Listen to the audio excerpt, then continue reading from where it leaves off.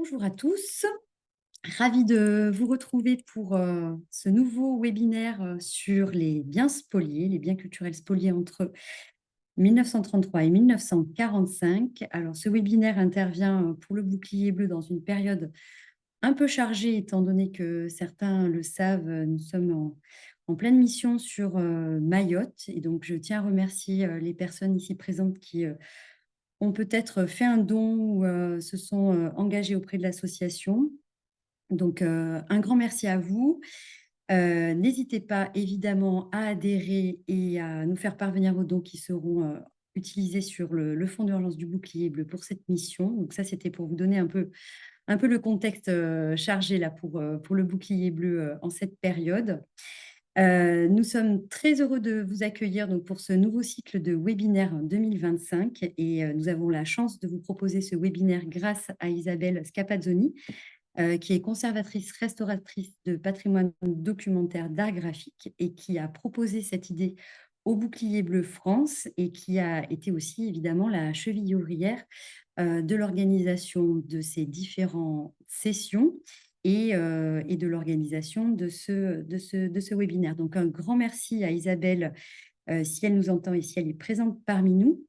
Donc 4 sessions qui sont prévues, notamment avec et exclusivement d'ailleurs avec la M2RS. Une première session qui traitera réparer les spoliations des biens culturels de la période de 1933 à 1945. Une autre session qui détaillera la recherche de provenance et puis 2 focus pour illustrer ces sujets. Un focus sur Michel-Georges Michel, qui est peintre, journaliste, romancier, critique d'art, sur l'histoire d'une spoliation, et un focus sur le dépôt retrouvé de la bibliothèque municipale de Lyon. Et donc, pour cette première session, nous avons le plaisir d'accueillir David Zidi, qui est administrateur d'État auprès du ministère de la Culture, qui est chef de cette mission M2RS, pardon, je suis confuse, vous allez peut-être nous expliquer un peu plus en détail les missions de ce service, qui donc chef de la M2RS depuis sa création en 2019, après avoir publié un rapport sur les politiques de recherche des biens spoliés. Et auparavant, il était directeur adjoint de la mission du centenaire de la Première Guerre mondiale entre 2012 et 2015 et conseiller en charge du patrimoine auprès des différents ministres de la Culture entre 2015 et 2017. Le principe de ce webinaire, je vous le rappelle à tous, c'est pour les nouveaux participants. Donc, 1 heure de présentation de Monsieur Zivi et puis 30 minutes d'échange avec la salle, voilà, pour poursuivre les idées, les échanges, les questions que vous pourriez avoir après avoir entendu Monsieur Zivi. Et je vous laisse donc la parole. Un grand merci en tout cas à vous et toute votre équipe pour la participation à ce webinaire dont je suis sûre, et moi je suis la première à le dire, je apprendrai évidemment beaucoup, beaucoup de choses. Donc un grand merci pour ce partage d'informations. Merci beaucoup. Bonjour à toutes bonjour à toutes et à tous. J'espère que vous m'entendez bien. Je pense que oui. Mais écoutez, je suis enchanté d'être parmi vous, même à distance, même si on ne se voit pas vraiment. Enfin, vous me voyez quelques instants et je vais basculer sur une présentation avec un certain nombre d'illustrations dans quelques instants. Donc, merci en effet à Isabelle Scapazzoni qui a organisé cela pour le Bouclier Bleu. Je vous connais un peu et j'imaginais comme ça, premier abord, que vous intéressiez surtout d'abord aux conflits et aux problèmes très contemporains, ce qui est le cas. J'entendais votre introduction, je le sais, mais j'étais ravi aussi de voir que vous aviez un champ d'intérêt, n'en doutez pas non plus, mais plus large et qui s'intéresse aussi aux conflits du passé, aux conséquences sur le patrimoine aussi, un patrimoine plus ancien, d'événements plus anciens, pas si anciens, et en tout cas avec des répercussions très présentes, on va le voir. Donc, je parle depuis le ministère de la Culture, en effet, depuis la mission de recherche et de restitution des biens culturels spoliés entre 1933 et 1945 Je vais en reparler. Donc, qui est un petit service du ministère de la Culture, au secrétariat général, qui s'occupe, mais je vais y revenir, donc d'essayer de faire des recherches et de répondre à des demandes de famille aussi, des recherches sur les biens spoliés pendant la période nazie dans son ensemble, des biens qui peuvent être dans les musées français, qui peuvent être dans les bibliothèques, et vous parlera de livres dans l'une des séances à venir, et qui peuvent être aussi bien sûr partout ailleurs dans le monde, et en main publique et en main privée. Donc, je suis le premier de quatre. Deux collègues de la mission interviendront ensuite, enfin, dans quelques semaines, Muriel de Bastier, Isabelle Rouge-Ducos, et puis un bibliothécaire de la Bibliothèque municipale de Lyon, qui a accepté aussi de participer, viendra justement présenter le travail d'une bibliothèque. Voilà, donc je vais tout de suite essayer, normalement ça marche, partager mon écran pour vous. Excusez-moi, Monsieur Zivi, Oui, j'interviens juste pour demander aux participants de bien vouloir couper leur micro pendant la présentation et puis évidemment de les réactiver quand vous souhaiterez prendre la parole. Voilà, merci. Comme ça évitera voilà. les interférences. Merci Et d'avance. donc là, normalement, vous voyez la Oui, première page en diaporama plein écran. parfaitement. Très bien. Merci beaucoup. Donc, voilà, donc je vous disais à l'instant que je parle depuis un service au nom très long et que j'abrégerai en M2RS, mission 2 fois R, recherche et restitution, mission de recherche et de restitution des biens culturels spoliés, S comme spoliés entre 1933 et 1945, qui est au ministère de la Culture, et qui s'intéresse donc à ces spoliations, et je reviendrai aussi sur les définitions, euh, parce que donc voilà, on s'intéresse à une période, on s'intéresse à un ensemble de spoliations et de persécutions et de faits assez variés qui sont tous, disons, désignés sous un terme générique spoliation. J'y viens. Et donc dans cette période, évidemment la période de l'entrée, l'arrivée au pouvoir des nazis jusqu'à la capitulation allemande à la fin de la Deuxième Guerre mondiale. Euh, je reviendrai sur les politiques publiques parce que c'est important de vous dire d'où on parle et quelle est l'histoire derrière nous de l'organisation des politiques depuis la guerre. Voilà, juste un organigramme très simple pour certains qui le connaissent peut-être déjà et d'autres qui ne le connaissent pas. Simplifié, organigramme du ministère de la Culture, voilà, pour vous dire que nous sommes dans le secrétariat général. Et donc, nous ne sommes ni dans la direction des patrimoines, ni dans la direction qui s'occupe du livre et de la lecture, mais nous travaillons bien sûr avec des services que vous connaissez sans doute pour beaucoup d'entre vous, à la direction des patrimoines et à la direction donc, des médias et des industries culturelles. Mais voilà, ça montre que nous sommes un peu aussi à part, que nous travaillons avec beaucoup d'interlocuteurs différents, euh, mais nous sommes bien dans le ministère de la Culture. Alors, nous allons parler de spoliation, et de spoliation essentiellement de biens culturels. Nous sommes à la culture, nous nous intéressons aux œuvres d'art, aux objets d'art, aux instruments de musique, aux livres, mais je crois qu'il est toujours important de remettre un peu de contexte dans, enfin dans ce genre d'approche, parce que nous parlons d'une période très particulière, que j'ai appelée, il n'y a pas de très bonne définition, mais que l'on peut appeler la période nazie, la période en tout cas voilà, de 1933 à 1945, qui prend des formes ensuite différentes selon les pays, mais qui est liée évidemment, qui est une période de persécution majeure et de persécution qui vise, pas uniquement, mais très rapidement et très essentiellement, les populations juives d'Allemagne, puis peu à peu des différents pays occupés par l'Allemagne après le début de la Deuxième Guerre mondiale, ou des pays dans lesquels les régimes politiques vont s'allier à l'Allemagne nazie. Et il y a une entreprise de persécution globale. Et quand on parle de spoliation, nous allons parler de biens culturels, il faut garder en tête que les spoliations, de façon beaucoup plus nombreuse et beaucoup plus massive, ce sont d'abord des spoliations qui visent les différents biens que vous voyez apparaître à l'écran, du linge de maison, des casseroles, des poêles à frire, du mobilier, c'est-à-dire des objets bien plus nombreux parce que les gens ont plus de casseroles que de tableaux chez eux. Et c'est bien une entreprise de persécution globale qui a été mise en œuvre quand même progressivement, mais assez rapidement en Allemagne et puis ensuite dans les autres pays. Les spoliations, c'est d'abord cela.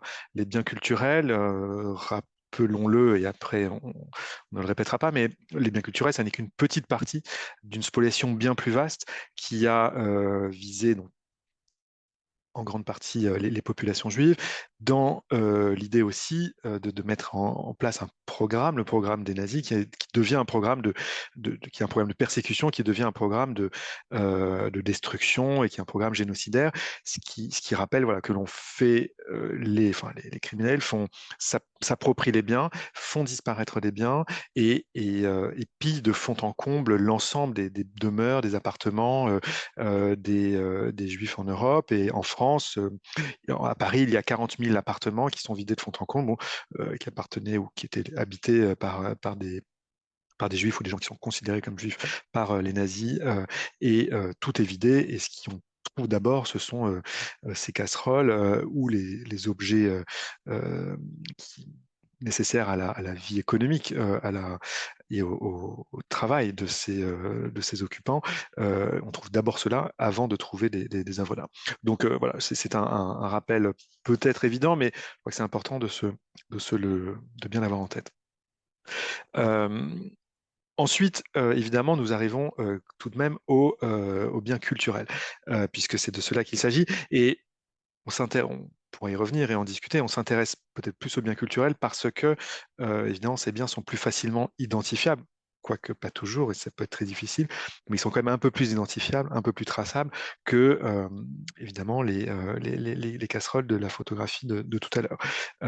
Et ils peuvent avoir plus de valeur. Quoiqu'on verra aussi que tous les biens culturels sur lesquels nous travaillons n'ont pas nécessairement beaucoup de valeur financière, même patrimoniale aujourd'hui, même s'ils ont une valeur souvent symbolique très, très forte. Alors, pour revenir donc, aux biens culturels et aux différentes formes de spoliation, euh, là aussi pour avoir un peu les différentes réalités en tête, je voudrais présenter trois grandes catégories de spoliation que nous distinguons habituellement. Les spoliations la spoliation, c'est un terme très générique qui est utilisé donc pour désigner des réalités différentes. La première à laquelle on peut penser, c'est le vol, le pillage, qui peut être très organisé, hein, qui est organisé par les autorités nazies très, très rapidement, avec même des services spécifiques de pillage et qui en France, se mettent en place pour le premier d'entre eux, l'état-major du dirigeant du Reich, Alfred Rosenberg, se mettent en place dès le mois de juin 40, dès l'arrivée des troupes allemandes à Paris, et qui vont, ce service, pardon, l'Einsatzstab Reichsleiter Rosenberg, va viser les collections, les grandes collections de propriétaires juifs ou les grands marchands juifs à Paris, et ils vont aller enfin, dans les premiers jours, pardon, c'est encore l'armée allemande, mais assez rapidement à l'été 1940, c'est cet organisme ERR qui va aller se servir directement dans ces grandes collections qui avaient été bien sûr identifiées bien avant et bien avant la guerre. Et ensuite se met en place un mouvement de pillage beaucoup plus général qui va viser l'ensemble des appartements. C'est ce qu'on appelle l'action meuble, Möbelaktion, qui est organisé par le service Dienststelle Westen, service Ouest, et c'est cette action-là qui va donc mettre en œuvre ce pillage complet des appartements. Et si des œuvres d'art sont retrouvées dans ces appartements, lorsqu'il ne s'agit pas de grandes collections connues à l'avance, eh bien les œuvres d'art sont en général reversées par la Dienststelle Westen à l'organisation ERR. Et donc c'est ce pillage, en tout cas au départ, qui cible les biens culturels, qui est mise en place. Et quelques photographies assez célèbres. Les Allemands réquisitionnent d'abord quelques salles au musée du Louvre, dans la cour carrée que vous voyez ici, pour entreposer les biens privés qui sont saisis, confisqués, volés à des grands collectionneurs juifs et à des grands marchands juifs. Et puis au bout de quelques semaines, quelques mois, ils réquisitionnent également le musée du Jeu de Paume à l'autre extrémité, pardon, du Jardin des Tuileries. près de la place de la Concorde, musée qui était consacré aux collections contemporaines étrangères jusqu'à la guerre, dont les collections ont été évacuées, mises à l'abri ou mises en réserve, et le musée est réutilisé pour stocker, faire transiter des biens privés. Et donc ce que vous voyez ici à l'écran, ce sont des salles réaménagées, muséographiées, avec des œuvres volées à Paris et en France. Et donc toutes ces œuvres-là sont euh, des œuvres volées qui ont été pour la plupart ensuite identifiées, enfin assez récemment sur ces photographies. Certaines ont été retrouvées, ont été restituées souvent après la guerre, d'autres ne l'ont pas été nécessairement. Ils sont encore à rechercher. Et c'est au Jeu de Paume également, vous connaissez sans doute cette figure de plus en plus populaire, enfin en tout cas, disons relativement, mais dont on parle de plus en plus, en tout cas, Rose Valland, qui est attachée de conservation au Jeu de Paume avant la guerre et dont la présence est tolérée par les Allemands. Elle travaille pour le compte des musées nationaux, euh, officiellement pour assurer la logistique, puisqu'il y a encore quelques personnels français au Jeu de Paume sous le commandement allemand pour notamment s'occuper de la régie des œuvres. Mais Rose Valland va prendre beaucoup de risques pour noter, se renseigner, noter tout ce qu'elle voit passer. euh, Garder la mémoire des œuvres de collection privée qui vont et viennent, qui arrivent, qui repartent en Allemagne, puisqu'elles sont envoyées vers l'Allemagne pour la plupart d'entre elles. Et donc, elle va collecter ces informations qu'elle va au fur et à mesure transmettre à la direction des musées nationaux. Et après la guerre, on la voit ici en uniforme de l'armée française, elle va s'engager dans l'armée française et partir en Allemagne pour contribuer à la recherche des œuvres qu'elle avait vues passer au Jeu de Paume pendant plusieurs années pendant l'occupation. Et donc, c'est une des grandes figures de ce qu'on appelle la résistance artistique, en tout cas de la résistance des musées pendant la guerre. C'est aussi au Jeu de Paume que sont entreposées, dans un accrochage que vous voyez très différent, des œuvres volées là aussi partout à Paris et en France, qui sont des œuvres d'un style qui n'est pas le style recherché par les nazis, qui relève de ce qu'ils peuvent appeler, qui relève souvent de ce qu'ils appellent l'art dégénéré. Ce sont des œuvres qui sont ici rassemblées dans une salle du musée, salle qui a été surnommée salle des martyrs, parce que, pas par eux, mais par Rose Valland, parce que ces œuvres sont, pour beaucoup d'entre elles, promises à la destruction et vont être détruites, car elles ne sont pas dans le goût officiel des nazis. Néanmoins, certains vont faire quand même leur choix. Certains dignitaires, certains chefs nazis vont choisir certaines de ces œuvres. Certaines vont échapper à la destruction et certaines vont également être échangées par le service qui gère le jeu de paume contre des tableaux, des œuvres d'art qui sont plus dans le goût recherché. Et par exemple, les deux toiles de Matisse que vous voyez ici, qui sont présentées à Göring, ont été volées au marchand Paul Rosenberg. Et un marchand allemand va repartir avec ces deux toiles de Matisse contre une toile de Bruegel qui est dans les mains de Göring à gauche, qu'il a apportée. Donc un certain nombre de toiles qui sont voilà, contemporaines de l'époque, ou modernes, ou parfois d'avant-garde, sortent en fait du contrôle direct des services nazis et repartent sur le marché de l'art parisien de l'occupation, où vont être vendus, vont être cachés et vont parfois ressortir plus tard ou des décennies plus tard, encore aujourd'hui. Euh, et donc, vous voyez ici Göring qui vient plus d'une vingtaine de fois au Jeu de Paume pendant l'occupation, et notamment à droite des deux photographies, son représentant au Jeu de Paume, qui est Bruno Lose, qui va être historien de l'art et marchand d'art encore pendant de longues années, jusqu'à la fin du XXe siècle, et voilà, qui continue en quelque sorte différemment, mais son activité avec des questionnements au moment de son décès sur l'origine d'un certain nombre d'œuvres qui sont retrouvées après sa mort. Et puis, je vous le disais rapidement tout à l'heure, il n'y a pas que des tableaux, que des œuvres d'art, que des sculptures. Il y a également des instruments de musique qui sont pillés de façon très massive aussi. Vous voyez ici des pianos. Je n'ai pas le temps de m'étendre plus longtemps. Et puis, dans des quantités bien plus importantes, des livres. Il y a plus de livres que d'œuvres d'art en général chez les gens. Et vous voyez ici un dépôt allemand, parce que les livres sont aussi envoyés vers l'Allemagne et on en retrouve énormément. J'en redis quand même un mot dans quelques instants. Ça, c'est une première forme de spoliation, de pillage, mais il y en a d'autres. Il y a une deuxième forme qui est ce que l'on appelle le vol légal, le vol d'apparence légale, qui est euh, légal au sens selon le droit du moment, le droit des vainqueurs, le droit du plus fort à ce moment-là, les nazis, Vichy en France, et qui passe notamment par la procédure dite d'arianisation qu'ont mis en place assez rapidement les nazis en Allemagne, et que reprend le gouvernement de Vichy, qui est vraiment intrinsèquement lié à l'idéologie nazie, avec l'idée que les biens des juifs sont pour reprendre leur vocabulaire, quasiment enjuivés, qu'il faut les rendre à rien, qu'il faut les désenjuiver, pour reprendre le vocabulaire, et rendre un bien à rien. Ce qui passe en général par la confiscation et la gestion de ces biens par un administrateur provisoire, un administrateur, une tierce personne qui n'est pas le propriétaire légitime, bien sûr,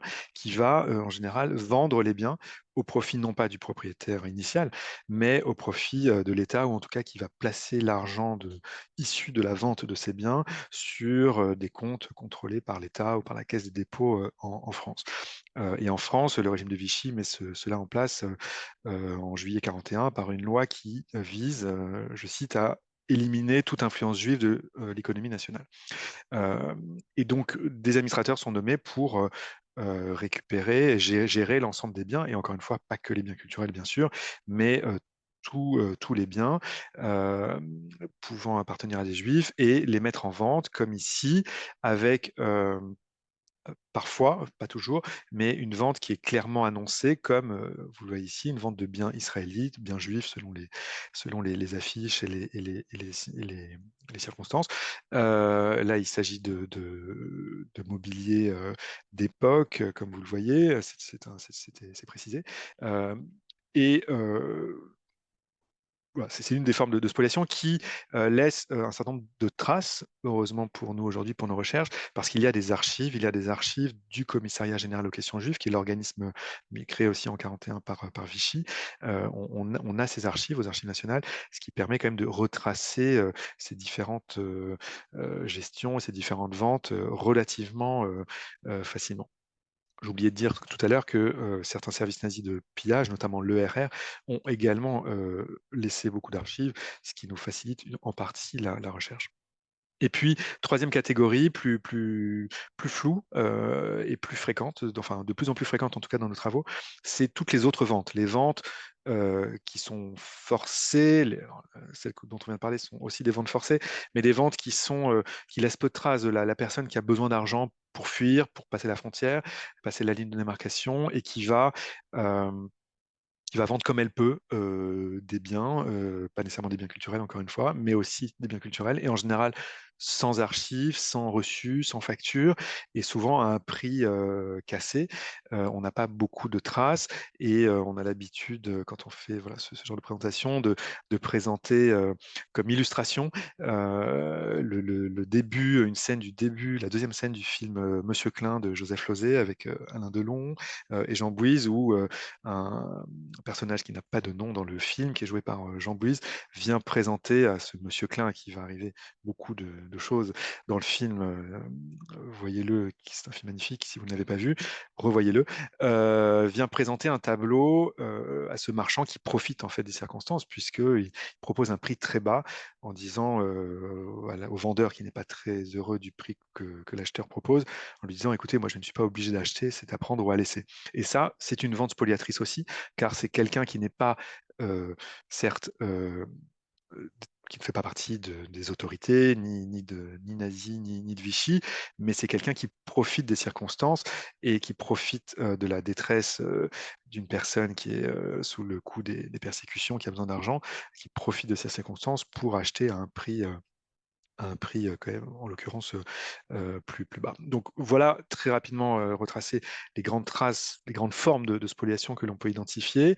Quelques mots aussi sur ces biens culturels dont on parle, et sur enfin, et sur les masses en présence qui restent encore assez floues.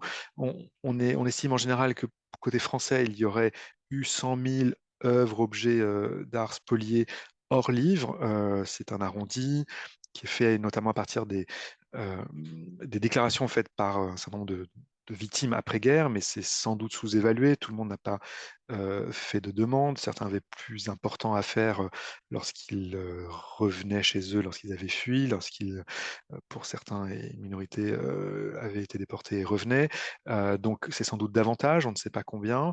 Et je vous parlais des livres. Si on garde l'échelle, voilà plutôt la masse pour les livres, puisqu'on compte, on ne compte pas d'ailleurs, on ne sait pas, mais on estime, les historiens spécialistes, Martine Poulain pour les livres spoliés, estime à au moins 5 millions le nombre de livres spoliés uniquement en France.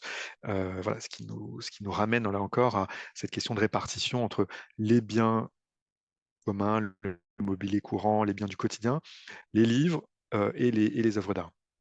Donc on est évidemment, on ne parle pas des mêmes masses. Et évidemment, la question qui se pose aujourd'hui, pour nous, ministère de la Culture, autorité publique, mais aussi pour le collectionneur et pour le marché de l'art, c'est la question de savoir où se trouvent ces biens spoliés. Euh, alors, certains ont été restitués, j'en dirai un mot tout de suite, mais d'autres ne l'ont pas été et sont ici ou là. Et certains sont dans des institutions publiques, c'est sûr, nous le savons, mais ils ne sont pas tous identifiés, et on s'y intéresse de plus en plus. Pour ceux qui sont dans les institutions publiques, il y a quelques grandes catégories. Si certains d'entre vous sont familiers des musées, vous les connaissez peut-être, notamment ce que l'on appelle les œuvres MNR, Musées nationaux récupération, qui sont un peu plus de 2000 œuvres, qui sont les dernières œuvres d'un ensemble beaucoup plus vaste de 60 000 biens qui ont été trouvés en Allemagne après la guerre, notamment grâce au travail de Rose Valland que j'évoquais, qui ont été ramenés en France, renvoyés en France plutôt parce que on comprenait en 1945 que ces biens trouvés en Allemagne venaient de France. Et c'est ce qu'il reste de ces 60 000 parce que euh, trois quarts de ces 60 000 ont été restitués très rapidement entre 1945 et 1950 sur demande des familles. Euh, mais un quart n'a pas été réclamé ou on n'a pas pu faire le lien entre les objets réclamés et les objets dont l'administration disposait. Et donc sur ce dernier quart restant, les 15 000 restants en 1950 à peu près, je simplifie un petit peu, eh bien l'administration a sélectionné un peu plus de 2000 œuvres euh, pour les conserver dans les musées, avec l'idée de pouvoir les restituer à l'époque. On avait l'idée de les restituer que pendant un temps très limité et on pensait les intégrer aux collections nationales en considérant qu'on avait fait déjà suffisamment de travail de restitution et qu'il était temps de passer à autre chose. Donc, ces biens sont finalement restés sur un inventaire particulier qu'on appelle MNR, Musées nationaux récupération. Ils sont répartis partout en France, dans plus de 150 musées, mais ils n'appartiennent pas à l'État, ils n'appartiennent pas aux collections publiques. Et sur ces 2000 œuvres, eh bien, nous travaillons avec un certain nombre de musées, mais vous voyez, 80% de ces biens restent de provenance d'histoires inconnues, incomplètes en tout cas. On ne comprend pas encore qui était le propriétaire de ces biens juste avant la guerre ou au début de la guerre. Et parmi ces biens, c'est un peu compliqué, la plupart dans les 60 000 qui sont revenus, étaient des œuvres spoliées. Mais parmi ces biens, il y a des objets qui n'ont pas été spoliés parce que on a ramené d'Allemagne en France tout ce qui venait de France, y compris des biens qui avaient pu être vendus sans contrainte, parce que toutes les ventes pendant la guerre, heureusement, ne sont pas toutes contraintes, viciées. Tous les vendeurs n'étaient pas persécutés, menacés, et donc il y a eu beaucoup d'échanges sur le marché de l'art pendant la guerre, pendant l'occupation. Mais en 1945, en Allemagne, on n'a pas regardé dans le détail. Et on a considéré que tout ce qui était en main ennemie en Allemagne devait être renvoyé en France. Donc, cela explique qu'il y ait des œuvres MNR qui ne sont pas des œuvres spoliées. Ça, c'est une catégorie. Il y a une catégorie équivalente pour les livres, c'est-à-dire qu'on a récupéré aussi beaucoup de livres après la guerre en Allemagne ou dans des dépôts allemands en France. Tout n'avait pas encore pu être envoyé en Allemagne. Toujours dans des proportions à chaque fois plus importantes. Là où on avait 2000 œuvres d'art MNR, on avait à peu près 15 000 livres qui ont été répartis dans des bibliothèques publiques et que l'on a quand même perdu de vue pendant assez longtemps. On a oublié cette histoire et aujourd'hui on essaye de réidentifier ces livres dans dans les bibliothèques. Ces livres n'appartiennent pas non plus aux collections publiques, aux bibliothèques, aux fonds publics, parce que ce sont des livres qui ont été déposés, comme les MNR ont été déposés dans les musées ou dans les bibliothèques.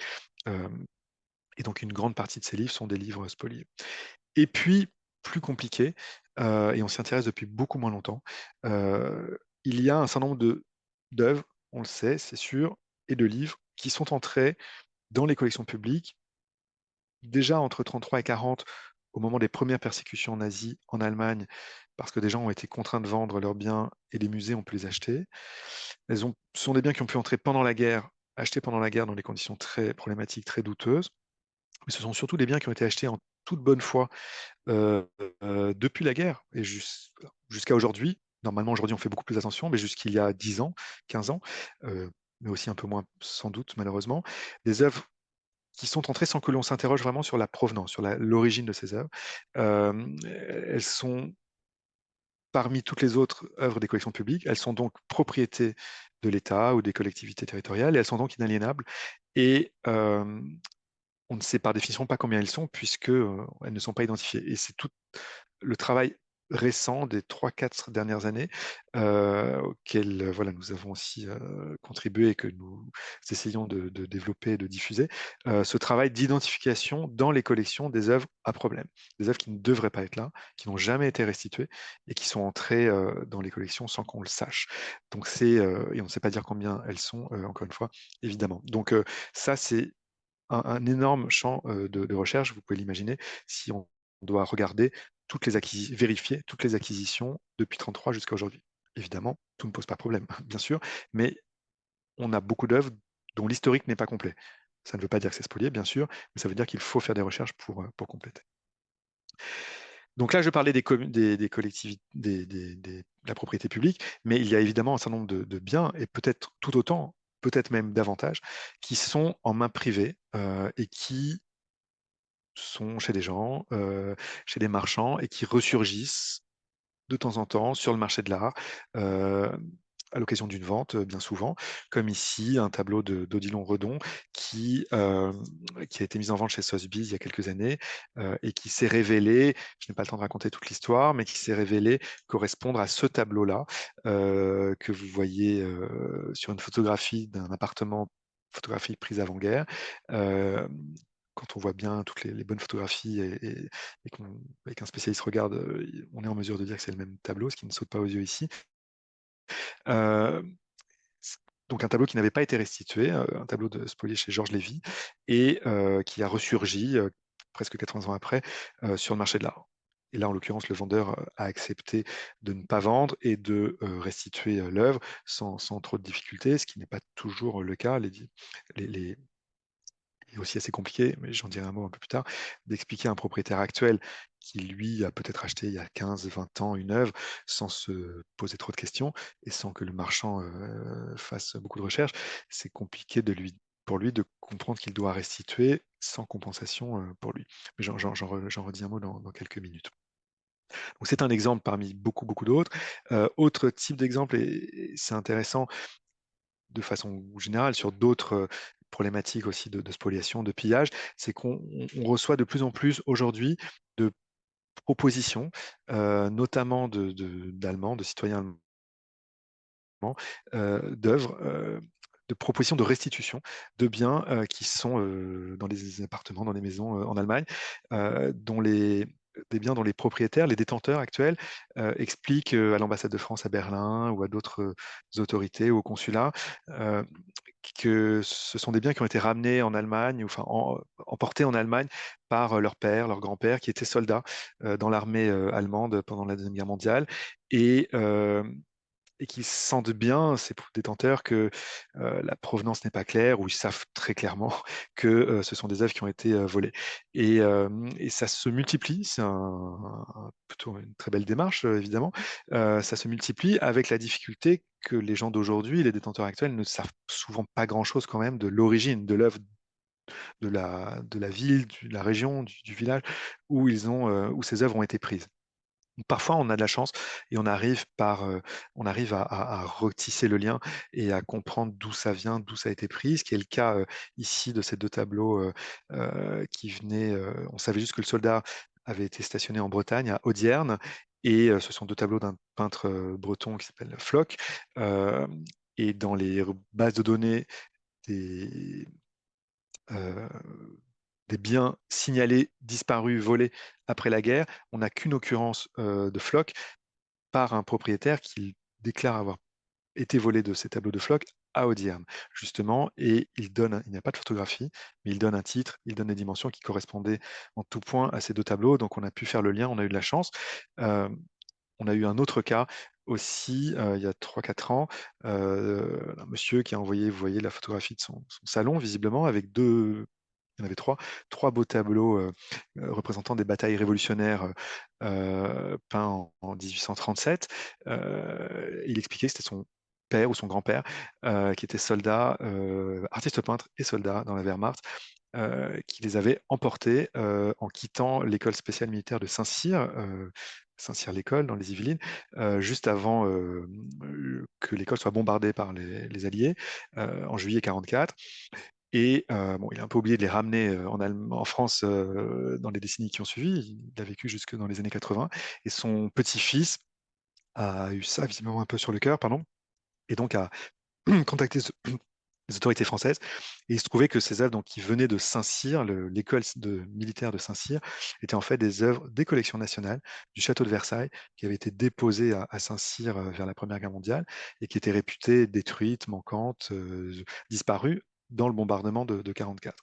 Donc là, c'est une belle surprise de voir ces œuvres qui ont été rendues par le détenteur allemand, et vous pouvez les voir en bas à droite. Et en vrai, au château de Versailles, dans l'attique Chimay, au-dessus de l'appartement de la reine, depuis quelques années. Donc, là, j'insiste un peu sur ce point parce que on essaie d'en parler aussi, parce que ça crée aussi peut-être des vocations chez d'autres détenteurs de biens d'origine très douteuse. Quelques mots aussi des politiques publiques qui existent depuis la guerre, mais surtout aujourd'hui. Je ne vais pas être trop long. Je n'ai pas le temps de toute façon. Mais pour vous dire et insister sur le fait qu'il y a une politique publique de réparation, c'est le terme que l'on utilise, peut-être discutable, mais de réparation des spoliations, et particulier des spoliations d'œuvres d'art. Euh, il est important quand même de rappeler que il y a un droit spécifique de la restitution et de l'annulation des spoliations qui a été mis en place, pas tout au début des faits de spoliation en 1933-1935, mais quand même bien avant la fin de la guerre, en 1943. Les Alliés se mettent d'accord en janvier 43, alors que la guerre n'est quand même pas du tout terminée, pour, une fois la victoire venue, annuler les actes de spoliation commis par les nazis et par leurs alliés, les alliés des nazis, pour revenir à la normale. C'est cette déclaration de janvier 43 qui va être ensuite transposée dans le droit de la plupart des pays alliés, et par la France libre d'abord, en novembre 43, par l'ordonnance du 12 novembre 43, et par d'autres États. Et ce sont des textes très importants qui sont toujours valables aujourd'hui, qui permettent d'annuler ces actes de spoliation. Ce qui veut aussi dire que, euh, alors, au moment où se commettaient les derniers faits de spoliation, mais il y en a encore eu beaucoup en 43-44, ces faits étaient considérés comme illégaux par les autorités françaises libres et par les Alliés. Et donc, c'est important voilà, d'avoir en tête qu'il y a eu cette volonté politique euh, traduite juridiquement très tôt, au moment même où les spoliations se déroulaient, avec la mise en place ensuite d'organes spécialisés à la libération, notamment cette commission de récupération artistique entre 44 et 49, pour récupérer ces biens, trier les biens et les restituer à leurs propriétaires légitimes. Ce qui nous rappelle aussi, ce qu'on oublie parfois, qu'il y a eu un gros travail de recherche et de restitution, que j'évoquais aussi tout à l'heure, enfin, il y a quelques instants, avec les 45 000 restitutions, entre 1945 et 1950.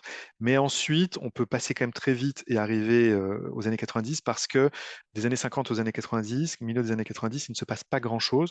Ce n'est plus une question d'actualité.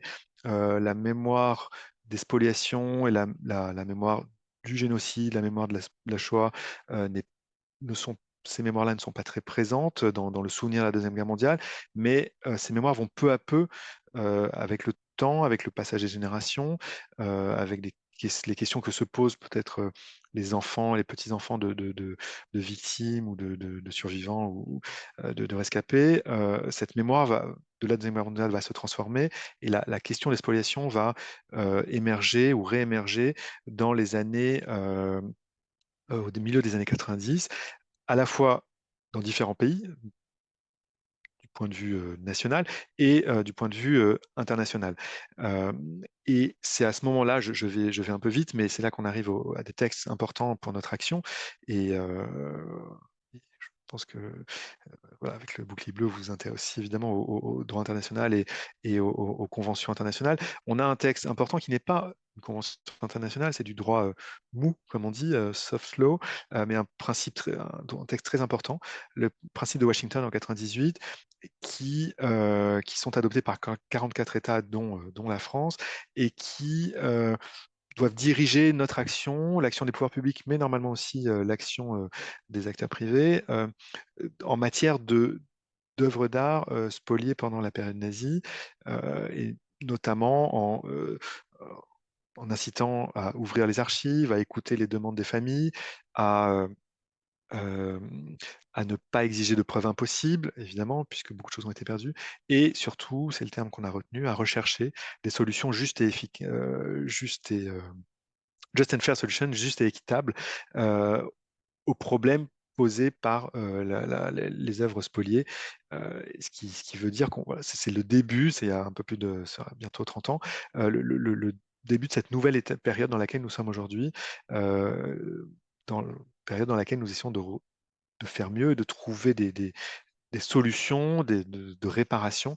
Et donc, c'est un texte très important qui est cité par les familles, par les avocats, par les musées, et qui doit nous guider, et qui a été, donc là, c'est ce que je viens de dire, pardon, je passe un peu vite, qui a été même un peu complété en 2024, il y a un peu plus d'un an, un peu moins d'un an, pardon, par une sorte de commentaire, de guideline, de best practices, comme selon le terme qui a été retenu, et qui montre toujours sa force 25 ans, 30 ans encore après.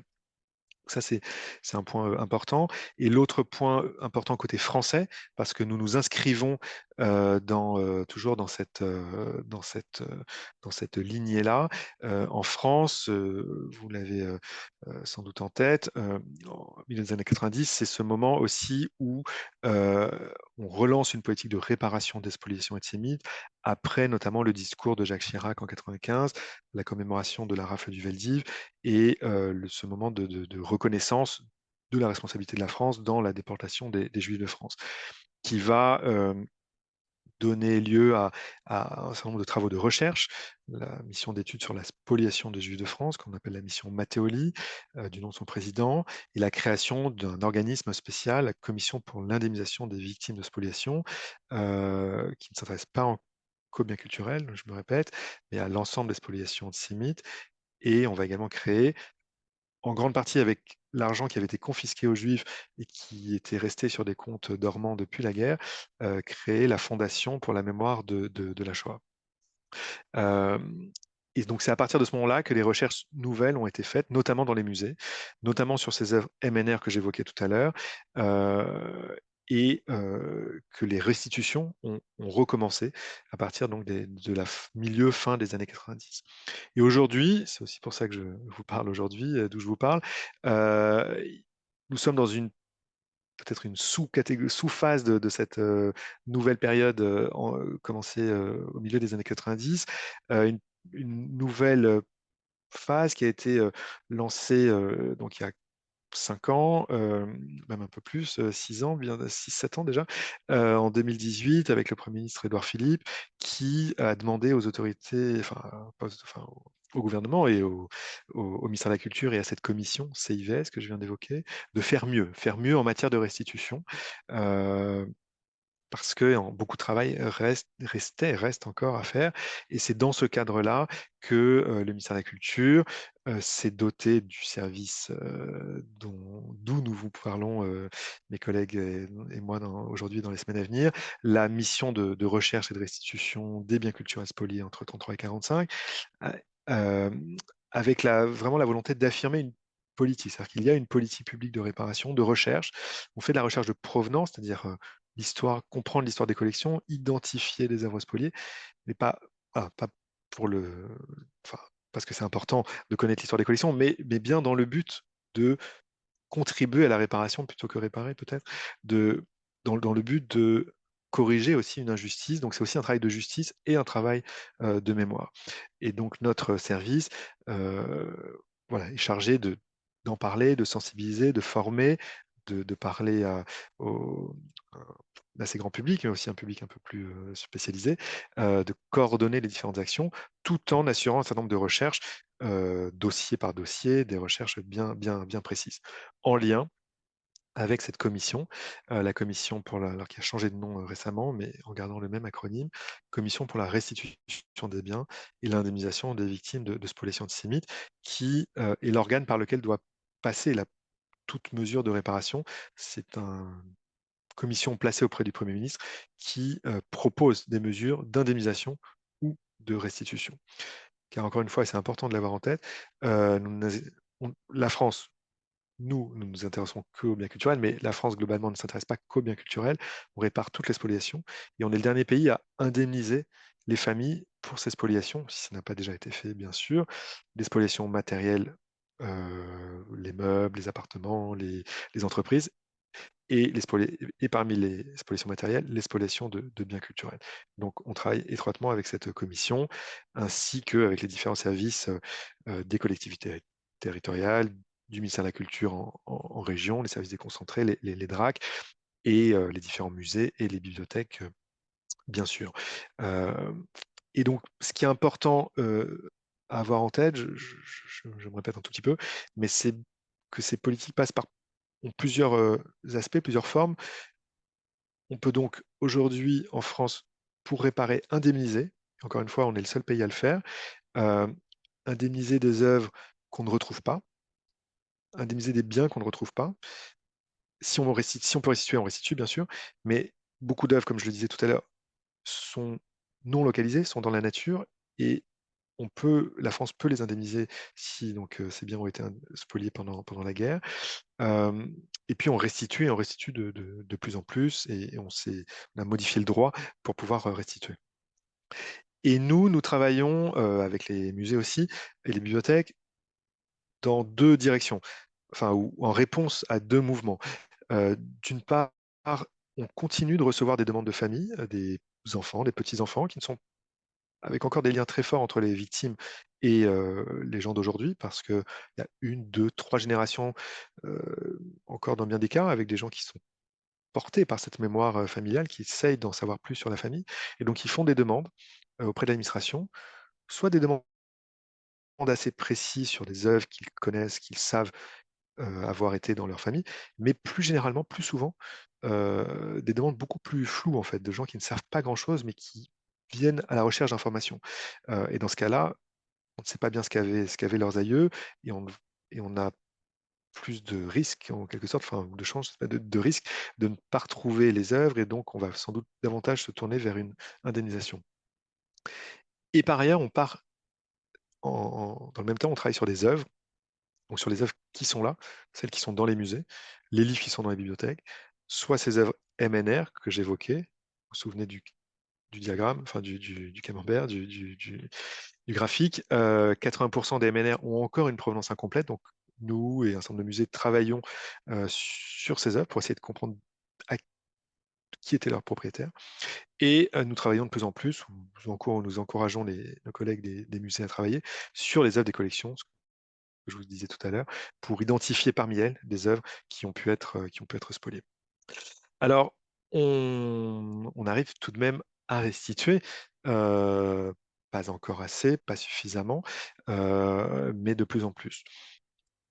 On a pu, depuis 30 ans presque, je vous le disais, restituer ces biens MNR parce que, d'abord, ce sont les œuvres que l'on avait, que l'on a toujours devant nous, qui sont listées, qui sont connues, un peu plus de 2000, et qui en plus n'appartiennent pas aux collections publiques. Donc ces biens n'étaient pas protégés par le principe d'inaliénabilité, et donc ils peuvent toujours être restitués aisément sur décision administrative.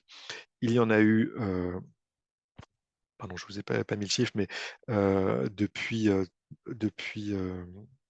là, au milieu des années 90, il y a eu environ 150 restitutions.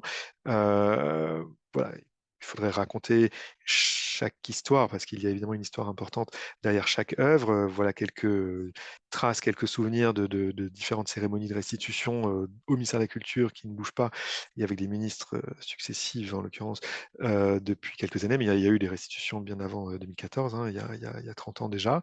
Il n'y a pas toujours une cérémonie publique, mais quand les ayants droit le souhaitent et sont d'accord, on peut le faire.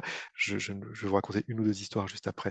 Donc, je ne raconte pas toutes les histoires qui se cachent derrière ces œuvres d'art et ces cérémonies, mais on peut restituer assez facilement ces œuvres MNR, facilement du point de vue juridique, moins facilement du point de vue de la recherche.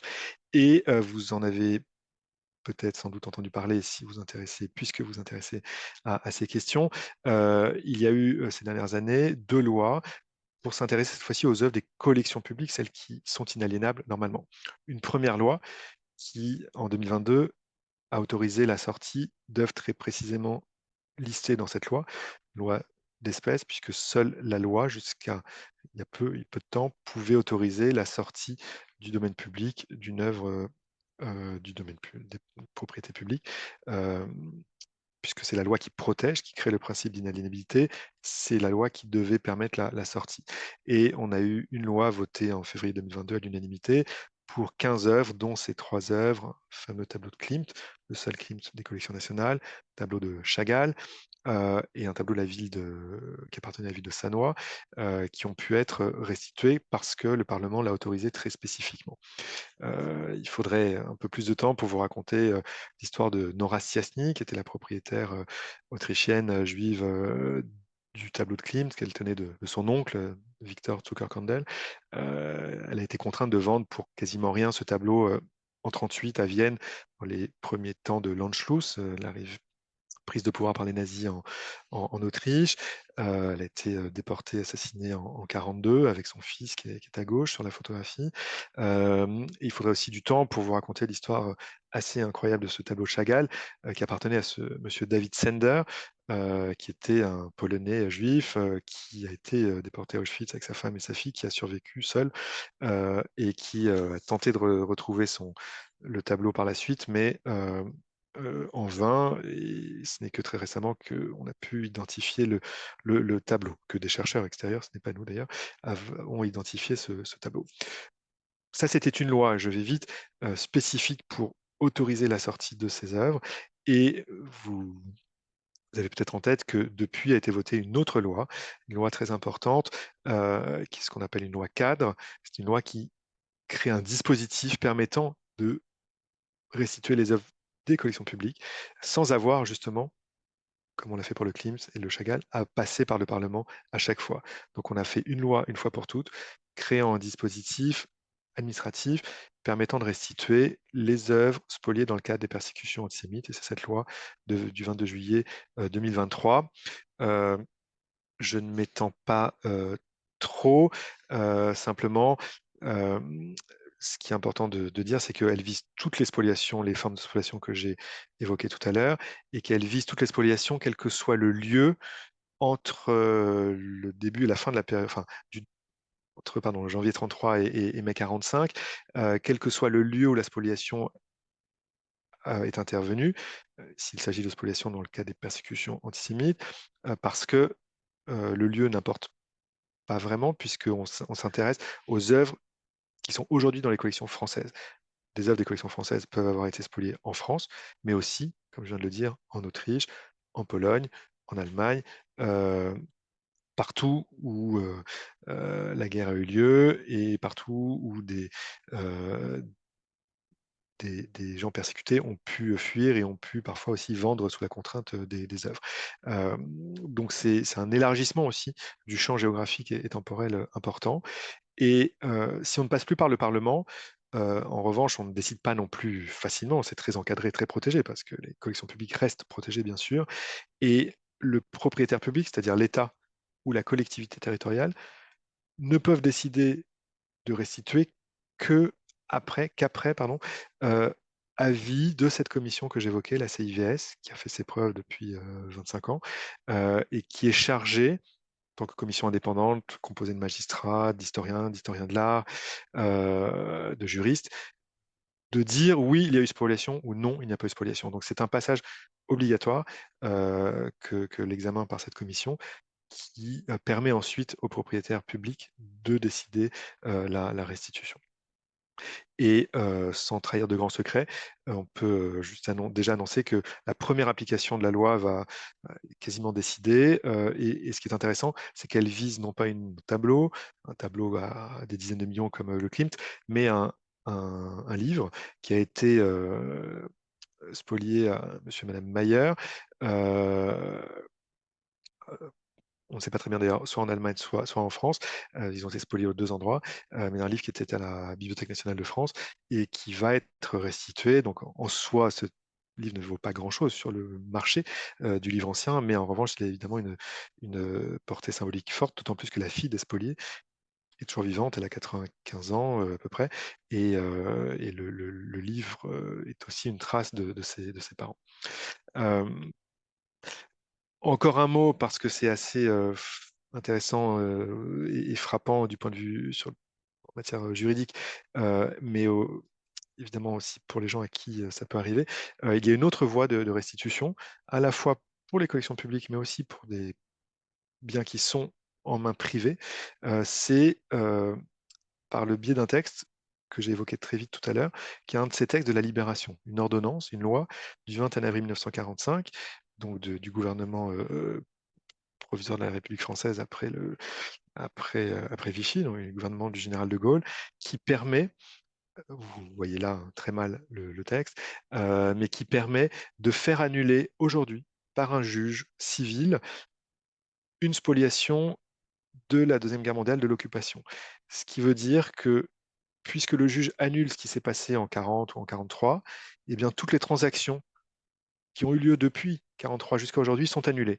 Et la propriété du propriétaire actuel est annulée, tombe immédiatement, et le juge peut saisir l'œuvre et la restituer directement au propriétaire légitime, qui est le propriétaire initial, et le propriétaire actuel, quand bien même il est personnellement de bonne foi, est considéré par construction de mauvaise foi. Et ça peut être un propriétaire public, ce qui est arrivé à l'État et à la ville de Marseille pour ces 3 tableaux de Derain, qui étaient entrés en donation et en achat dans les collections publiques, et qui en fait avait appartenu à un marchand et collectionneur René Guimpel. Et donc ces tableaux la propriété de l'État et de la ville de Marseille est tombée, si on peut dire, par le jugement de la Cour d'appel de Paris en 2020. Et c'est arrivé aussi à un propriétaire américain de ce tableau de Pissarro, propriétaire américain qui avait acheté le tableau en 95 chez Christie sur le marché de l'art, qui a dû restituer le tableau, enfin, parce que la Cour de cassation l'a ordonné, lui s'y opposait, mais à l'un des ayants droit, enfin aux ayants droit, vous voyez l'un d'entre eux, de Simon Bauer, qui était un collectionneur qui avait été spolié pendant la guerre. Et quand bien même il a acheté ce tableau assez cher sur le marché de l'art, le tableau a été saisi et restitué sans compensation pour pour les propriétaires américains, parce qu'il y avait un premier propriétaire initial spolié pendant la Deuxième Guerre mondiale. Donc le droit français est très protecteur. On ne trouve pas cela dans tous les pays du monde. Euh, Même plutôt dans une minorité. D'autres ont des dispositifs un peu approchants, mais c'est un droit très protecteur du spolié, du propriétaire spolié, euh, et qui pose, surtout pour le propriétaire actuel, qui parfois a du mal à comprendre ce que je vous disais, des questions de droit de propriété, mais le juge, la Cour de cassation ont été très clairs en rappelant la force et la valeur et la force de ce texte de 1945. Alors, je terminerai en évoquant un peu ce qui nous guide aussi. Je vous ai dit travail de réparation, travail de justice, travail de mémoire. Nous faisons de la recherche pour nous faisons de l'histoire de l'art, nous faisons du droit, nous plongeons dans l'histoire des familles, parce que, évidemment, ces œuvres d'art ne sont pas que des œuvres d'art, elles sont et ces livres, qui ne sont pas nécessairement des œuvres d'art, ces livres, ces biens culturels de façon plus générale, sont ce qu'il reste de personnes disparues et souvent enfin, disparues aujourd'hui et disparues, tuées, assassinées pendant la guerre, ou en tout cas menacées, persécutées, qui ont dû fuir, qui ont dû prendre des risques. Euh, Ces biens rappellent ces histoires-là et ces personnes-là. Et donc, voilà, on pourrait vous raconter, on vous racontera dans les autres séances quelques autres histoires. On a évidemment beaucoup de choses à raconter parce que en recherchant l'histoire de ces œuvres ou en essayant de retrouver ces œuvres, c'est aussi une façon de rechercher ces familles et de rechercher l'histoire des familles. C'est ce que viennent aussi chercher les familles. Euh, donc on peut juste évoquer en quelques dernières minutes, euh, par exemple, l'histoire de Maurice Dreyfus que l'on voit à droite en photographie le jour de la restitution de ce dessin de Degas par la ministre de la Culture Audrey Azoulay en 2016, à sa fille Viviane Dreyfus, la fille de Maurice Dreyfus, euh, parce que là, il s'agissait d'une des premières recherches dites proactives où l'administration a été contacter cette dame qui n'avait rien demandé à ce moment-là pour lui dire, voilà, on a compris que ce dessin appartenait à votre père et on va vous le rendre parce que ça lui a été volé pendant la guerre. Et elle ne connaissait pas vraiment l'histoire en tout cas de cette toute petite collection. C'était une œuvre importante, mais ce n'était pas un grand collectionneur. Mais elle a vu finalement toute son histoire personnelle ressurgir. Elle avait connu son père, mais qui est mort assez jeune, qui n'avait pas dit qu'il avait eu ces œuvres d'art. Et ces œuvres d'art venaient de sa première épouse, qui elle, avait été déportée avec les deux premiers enfants du couple pendant la guerre. Lui avait survécu, s'était remarié, avait eu deux filles, dont Viviane Dreyfus. Et ce tableau, ce dessin plutôt, était un souvenir aussi de cette première vie de son père et de cette vie ce premier mariage qui s'était, enfin, la vie, pardon, de sa première épouse qui avait été assassinée. Donc, il y a cette histoire-là que charrient ces œuvres d'art, très souvent des histoires assez, évidemment, assez dures, assez tragiques. Euh, Comme ici, vous voyez un tableau expressionniste allemand de Pechstein qui a été remis au monsieur Cardozo Denis, qui est le monsieur qu'on voit à droite sur la photo en haut à gauche, ou qu'on voit parlant à la tribune au pupitre en haut à droite, qui est historien de l'art d'ailleurs, brésilien, mais qui est l'arrière-petit-fils d'un monsieur Hugo Simon, que vous voyez ici à gauche, jeune en Allemagne et plus âgé au Brésil. C'est un collectionneur, mécène, marchand, qui avait fui l'Allemagne pour la France et qui a réussi à fuir la France en 1941 pour le Brésil sous une autre identité. Et son petit-fils, qui est le jeune homme que l'on voit au milieu, donc le père du monsieur qu'on a vu au ministère de la Culture, son petit-fils n'a jamais raconté à son fils, comme ça arrive souvent enfin, ça arrive assez régulièrement en tout cas dans ces familles, il n'a pas raconté toute l'histoire. Donc monsieur Cardozo Denis, qui a 60 ans aujourd'hui, un peu moins, a appris vers 25-30 ans que sa famille venait de France, ça il le savait, mais avant de venir de France, elle venait d'Allemagne, sa famille était juive, ce qu'il ne savait pas, et avait subi un certain nombre de persécutions et de spoliations. Voilà, c'est autre exemple d'histoire, souvent évidemment, là encore, une fois très lourde, qui, qui est portée par cette œuvre qui est restituée. La restitution a cette importance-là aussi, a de l'importance aussi pour cela. Euh, je voulais aussi vous montrer les propriétaires de ces deux tableaux qui ont été restitués récemment. Les propriétaires, ils sont là, on les devine. Ça, ce que vous voyez peut-être, c'est l'arbre généalogique des propriétaires, pardon, l'arbre généalogique, enfin les descendants plutôt de la propriétaire spoliée, Mathilde Javal. Des généalogistes ont travaillé avec le ministère de la Culture pour identifier les ayants droit. Vous ne voyez rien. Ici, c'est normal, c'est les descendants, ils sont 47, 47 ayants droit. C'est assez exceptionnel, hein, mais il arrive qu'ils soient nombreux. 47 ayants droit de Mathilde Javal, fille de Louis et Maria Javal, que vous voyez ici. Et ces ayants droit, là aussi, n'avaient pas fait la démarche de demander la restitution. Ces tableaux sont arrivés à eux en bouleversant parfois certains d'entre eux, certains en reconstituant une famille, et cette famille a décidé de de donner les œuvres au Louvre, de les laisser au Louvre finalement, mais en mémoire des membres de leur famille qui ont été déportés et assassinés. Voilà, donc là aussi, là encore, les tableaux disent autre chose que ce qu'ils représentent eux-mêmes. Et c'est pour cela que je voudrais terminer en vous montrant peut-être une autre façon de présenter des œuvres d'art spoliées. Voilà, je vous ai parlé d'un Klimt, d'un Pechstein, d'un Degas. Euh, vous on les a aperçus très rapidement. Et, voilà, ce sont des œuvres d'art, mais ce sont aussi des propriétaires, peut-être avant d'être des œuvres d'art. Et donc voilà, en quelque sorte, si on peut dire, le Klimt, le Degas, le Pechstein, ce sont des histoires, l'histoire des œuvres d'art et l'histoire des propriétaires qui se mélangent. Voilà les vrais noms, Nora Stiasny que j'ai évoqué, Hugo Simon, Maurice Dreyfus et quelques autres. Et voilà, c'est aussi ces deux histoires-là qui s'entremêlent et que nous essayons de transmettre et d'honorer, ce qui nous permet aussi parfois d'ailleurs d'avoir des liens assez forts avec les familles, parce que évidemment nous rentrons un peu dans l'intimité de la famille avec son histoire un peu difficile, ou très difficile, ou très tragique bien souvent.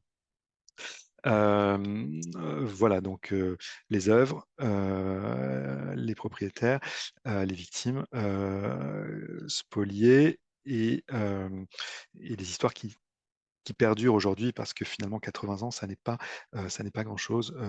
On le voit tous les jours dans nos recherches et dans la relation avec les familles. Euh, voilà, je remets leur nom. Et puis, je termine vraiment en vous signalant, pour ceux qui veulent et celles qui veulent en savoir plus, se former davantage, qu'il y a des formations continues ouvertes à tous les professionnels, à l'INP, Institut du patrimoine, à l'ENSIB, l'école des bibliothécaires, formation que nous coordonnons avec ces deux institutions. Muriel de Bassé, que vous verrez, coordonne ces formations. Donc, c'est en mars et en mai.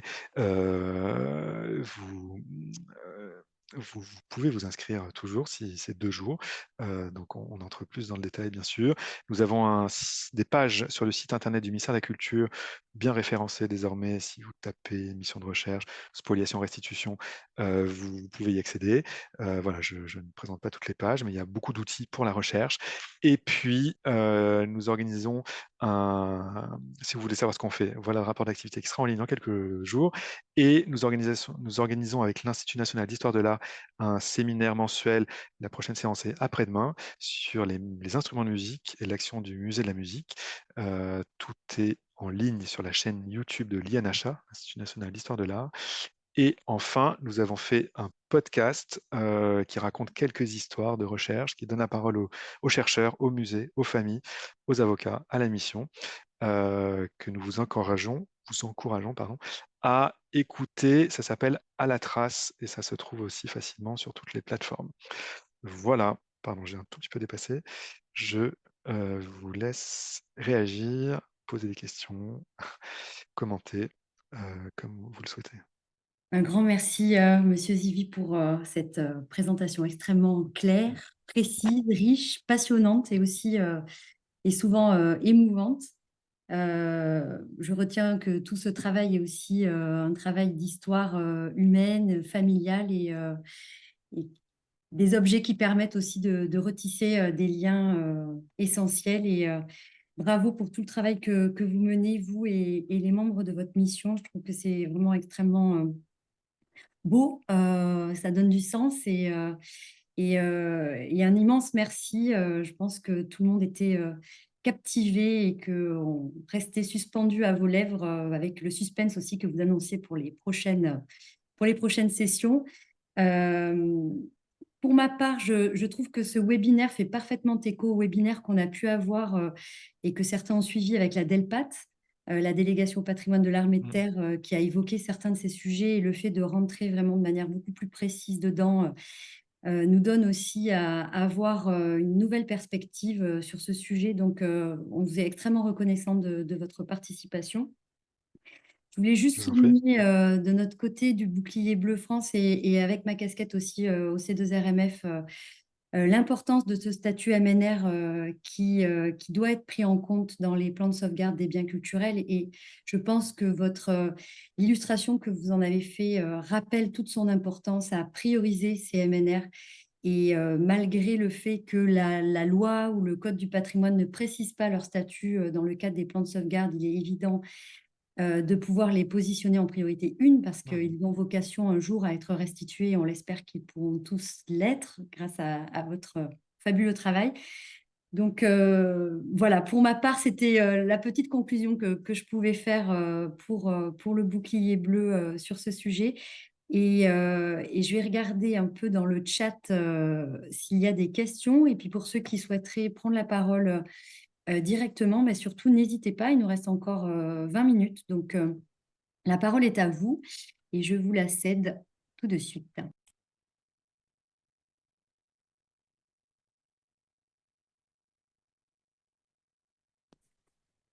Bonjour, Patrice.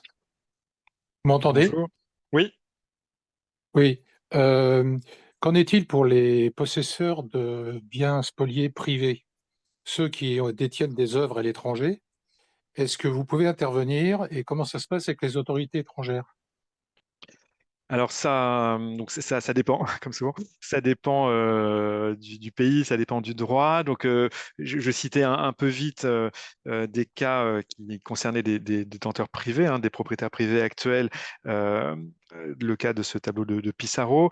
Là, il s'agissait d'un tableau de Pissarro qui appartenait à des Américains, mais l'action en justice a pu être possible et surtout efficace parce que le tableau se trouvait en France. Ce que je n'ai pas dit, on le voyait sur la photo rapidement, c'est que les Américains les propriétaires avaient prêté le tableau au musée Marmottan pour une exposition en 2017. Et c'est parce qu'elle était en France que la famille a pu saisir le juge, faire placer le tableau sous séquestre et la restitution a été possible. Néanmoins, s'il s'agit d'une spoliation en France pendant l'occupation, ce texte du juge, pardon, ce texte de 45 est toujours valable. Et on a eu un cas, un seul pour le moment, je crois, dans lequel un juge français a ordonné à Christie's en Angleterre, à Londres, de restituer le tableau que Christie's détenait à Londres. Il y a eu des débats juridiques assez complexes sur la compétence du tribunal français pour le faire, mais le juge, en tout cas, s'est permis de le faire. Il n'y a pas eu d'appel parce que finalement, il y a eu un accord entre le propriétaire privé anglais et la famille française. Et évidemment, le juge français a plus de mal à faire appliquer sa décision à l'étranger que si c'est en France. Donc, après, nous n'intervenons pas et les autorités françaises ne peuvent évidemment pas ordonner la restitution par un propriétaire privé en France et encore moins un propriétaire privé à l'étranger, mais même en France, on ne peut pas le faire. Nous n'avons pas ce type de pouvoir. Et donc, ça n'est que dans le cas d'une procédure sur la base, en général, de cette ordonnance de 45 que le juge peut ordonner une restitution. Il peut y avoir également des plaintes pénales. Et nous travaillons régulièrement, enfin pas de façon régulière justement, mais de façon un peu épisodique selon les dossiers, avec l'OCBC, la police judiciaire, l'Office central de répression du trafic de biens culturels, dans des affaires donc pénales, de police judiciaire, mais assez rarement. Donc, quand un bien est spolié, non restitué, est identifié en main privée, eh bien, la première voie, c'est la discussion. C'est nous essayons d'aider les familles pour, disons, appuyer leurs demandes, ou parce que c'est nous qui avons, ou des collègues qui ont identifié l'œuvre, et donc nous allons essayer d'expliquer aux détenteurs actuels qu'ils devraient restituer, d'où vient l'œuvre, ce qui s'est passé. Ces œuvres sont également de plus en plus souvent inscrites sur des bases de données, notamment une base de données qui s'appelle Lost Art, qui est en Allemagne, qui est une base allemande très consultée par les marchands. Ces biens sont signalés comme spoliés, non restitués, donc ces biens deviennent quand même très difficilement vendables, ce qui est du coup une façon de faire pression sur le propriétaire privé. Ces biens peuvent aussi être inscrits sur la base Art Loss Register, la société privée qui est aussi beaucoup consultée par les marchands, les commissaires-priseurs, et les vendeurs ou les acheteurs. Voilà, donc on va plus être dans la négociation. Après, ce n'est pas notre rôle que de négocier de faire une négociation entre deux personnes privées, parce qu'il y a aussi des cas qui trouvent une solution non pas par la restitution, mais par un accord voilà, qu'on ignore, mais souvent un accord financier ou une vente et un partage du produit de la vente. Donc voilà, toutes les solutions sont possibles, mais en tout cas, on n'est pas en mesure d'imposer une restitution. Et si c'est un musée à l'étranger, c'est un peu plus facile parce que quand même beaucoup de musées sont confrontés à cette question-là, mais on discute avec certains musées à l'étranger. Ce n'est pas nécessairement très, très simple d'obtenir leur accord pour une restitution. Donc voilà, et le droit est différent, je vous le disais, dans les différents pays, bien sûr. Donc aux États-Unis, finalement le droit n'est pas si éloigné de notre ordonnance de 45. Un procureur peut saisir une œuvre spoliée, c'est arrivé, spoliée en 43 en France, qui se trouve sur le territoire américain.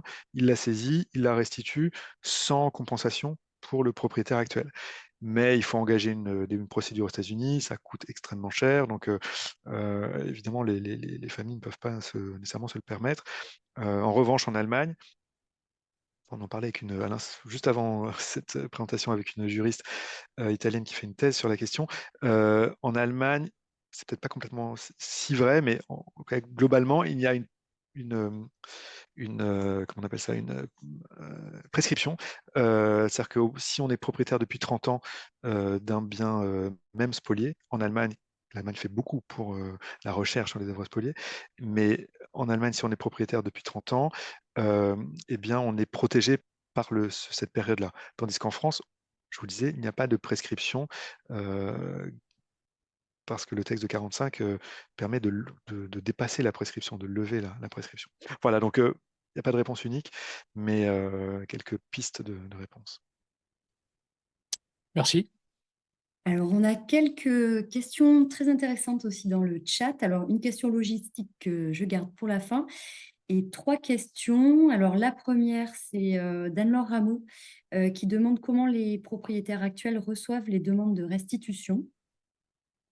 Les propriétaires, oui, les détenteurs actuels propriétaires privés, bon, c'est la suite un peu de la question d'avant, c'est-à-dire que alors, il y a les propriétaires publics et les propriétaires privés. Les propriétaires publics, en tout cas en France et dans beaucoup de pays, sont quand même voilà, très sensibilisés à la question. Il y a beaucoup de pays qui ont mis en place des politiques de recherche, plus ou moins approfondies, plus ou moins élaborées, mais les temps ont changé. C'est vrai que quand cette question a réémergé, je ne l'ai pas dit, mais dans les années 90, la situation, ça a été assez dur, assez conflictuel. Les musées, notamment nationaux français, ont été accusés d'avoir gardé ces MNR sans avoir fait aucune recherche pendant des décennies, ce qui était assez vrai d'ailleurs.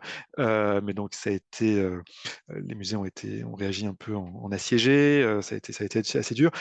Les temps ont changé, les générations ont passé peu à peu. Les conservateurs, en tout cas en France, sont formés, même un peu rapidement, mais sont formés à ces questions-là, nous contribuons à ces formations.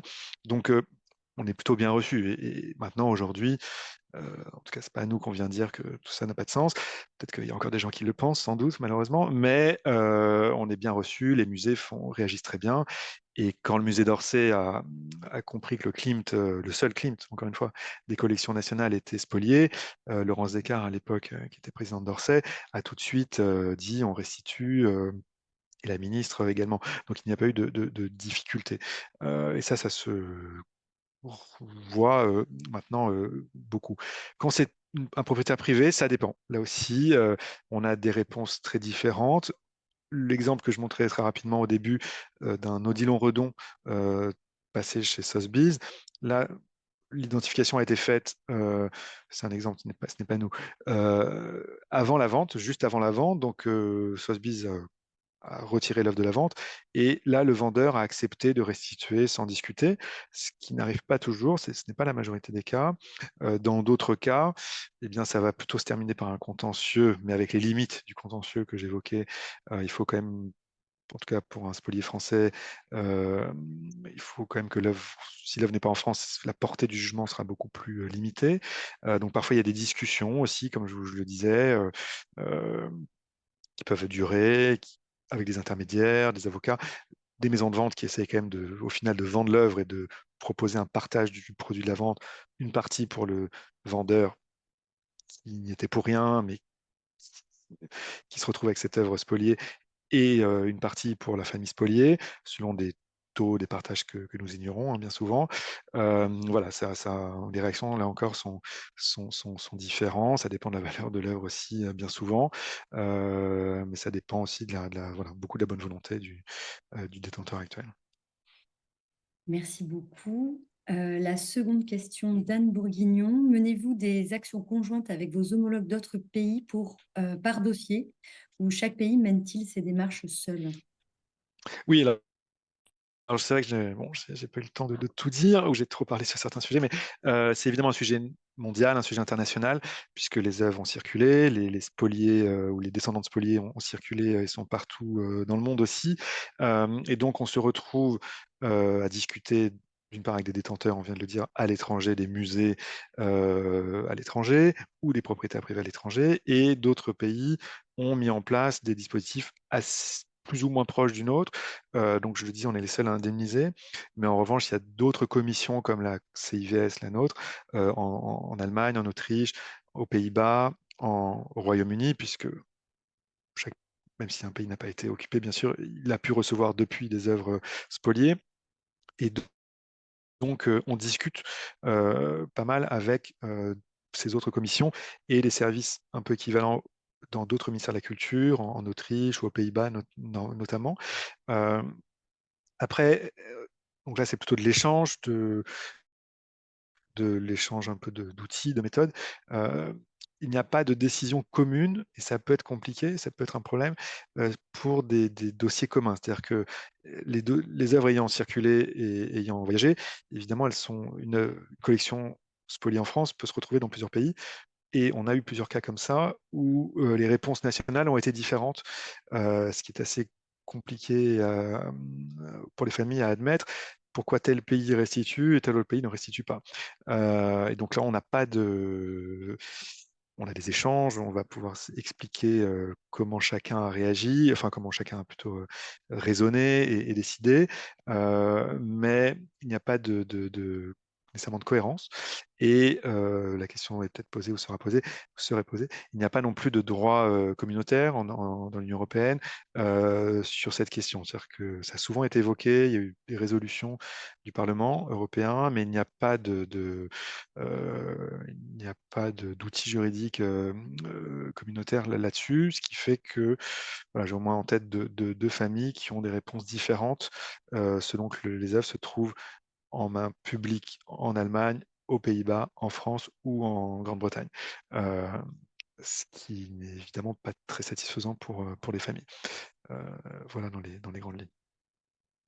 Merci beaucoup. Une question de Rachel Beaujean-Deschamps qui demande s'il y a déjà eu des condamnations de spoliateurs suite à des restitutions, notamment après la guerre.